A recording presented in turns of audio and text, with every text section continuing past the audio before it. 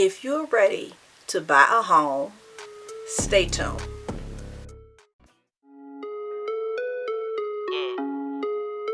Cindy says,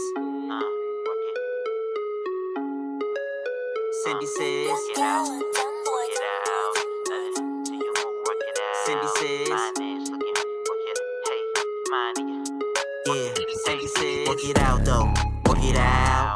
Nothing moves till you move, work it out. Finance looking right, work it out though. Step one with buying a home or even an investment property where you're going to need a lender is go to your financial institution and get pre-approved. Find out exactly where you stand, how much the bank is willing to give you to start or to help you pay for your property. Step number one, let's find out where we're at. Once you realize where you're at, then you start saving for your down payment to help with the financing of your home. Of course, in the Savings Challenge book, we have a down payment savings challenge. You can start, use the book and use the Savings Challenge to get your down payment. Whether this is for an investment property, and like I said, if it's for your primary home, you want to bring some money to the table so you have some skin in the game. Let the bank know you are serious about buying whatever this property is. So that would be step number two. Number three would be know the financial nitty-gritties of you. Know what your credit score is. Know what your debt to income ratio is. You need to know that before you start buying a home. Because if your debt to income ratio is too high and you cannot afford the home, it doesn't matter how much money you have down. If the numbers don't work with the underwriting where your debt to income ratio is too high, they will not finance that property for you. So know about your own finances. I'll start once you get pre-approved. The bank will tell you where you're at, and if that is not good enough, I recommend you go to YouTube University, and it will educate you on what you should be looking at when you're trying to get approved for a mortgage, which is why we are here. Some of the financial nitty-gritties is know your credit score, know your debt to income ratio, know your monthly obligations. Make sure you're going to be able to afford this new mortgage, this new debt that you're going to have for approximately 30 years.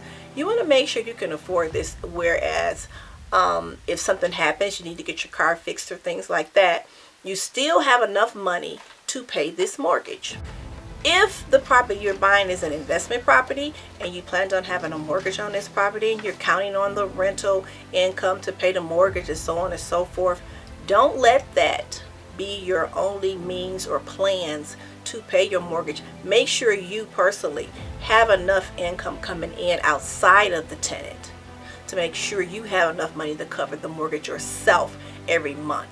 I would even recommend, if you're buying an investment property and you're going to get it financed, I would say make 3 payments ahead. I would say pay 3 payments ahead on the mortgage.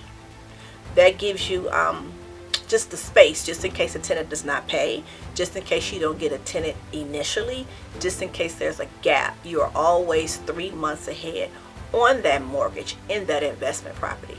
It's an investment property. We're trying to get us some income without doing so much work, but we don't want to damage or risk our credit waiting for a tenant to make their payments in order for you to make your mortgage payments that affect your credit, because this is your mortgage, even though the tenant may be paying it.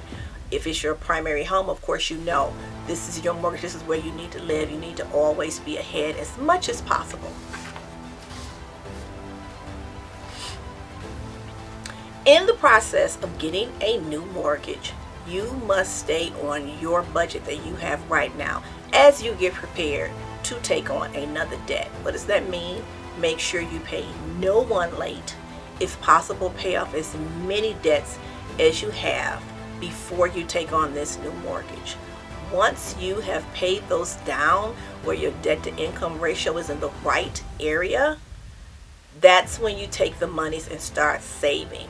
It doesn't make sense to save for this large down payment and still have all those creditors out there, because remember, the mortgage is another debt as well. It's a creditor as well. So we want to get rid of as many creditors as we can before we take on this new debt. Know your budget. Clear out as much debt. Clear up as much debt as you can before you take on this new mortgage. And this goes for if it's your primary home or an investment property. We want to clear out as much debt as possible. One of the most important things to look at and think about and to do when you are purchasing a property is inspect the home. Hire actually a professional inspector to inspect the home, and you need to inspect it as well.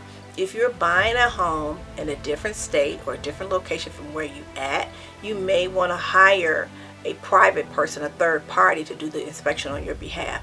Have the inspector, professional inspector, do it, but you also may want to get another third party to do a video for you, to do a FaceTime for you, to take pictures for you. Nobody needs to buy property without it being inspected with their own eyes in some format. I know investors buy properties all over the country, and they're not flying to all those places. More than likely, they have a real estate agent that are giving them pictures and videos, or they have another person that's there acting as their eye so they can see it. Never, never, never buy a property blind if you can help it. I did a previous video where I bought a property blind through an auction through the city. And the property looked good from the outside. Unbeknownst to me, someone had been killed in that property. So when we were able to get into the property, the chalk lines and the blood was still there. So inspect and look for a home with potential. Whether it's an investment property or your home, your primary home. I would say buy a home when you're buying a home that you can grow into, that has potential, that is just not already complete 100% unless you're having it customized or you're having it done by a builder. Get a home that you can grow into, that has the additional space available if you want to do some renovations. Buy a home with potential. This is the same thing with an investment property. We're buying an investment property, but you also want to buy an investment property that you can improve, where you can increase the value of the home. Even though it's just your investment property, you want something that has some type of positive potential. We don't want to buy anything and we can see the floor of the basement from the living room. We want something with a little more potential. So every time you buy a property where you can see how the value can be increased by renovations, by you, or just in the neighborhood. Sometimes the neighborhoods are coming up and your property is not quite there, but the rest of the neighborhood is coming up. That gives your property potential to be worth more. So buy, but buy with potential. The last tip is for a home that you're buying for your primary residence. Buy the home that you love. Once you buy that property, make it into a home, make it into your peaceful sanctuary. Get in there and customize it or upgrade it or change it where it feels like it belongs to you. Unless you're buying a new construction property, more than likely someone else has lived there before. Do things to your new home. It's a big investment. 30-year obligation, that's kind of a big deal. Make it into your home where it feels like it's all about you. Congratulations on your new investment property, or congratulations on your new primary residence. Thank you so much for coming to my channel, Cindy Says. Do not forget to like, subscribe, and share.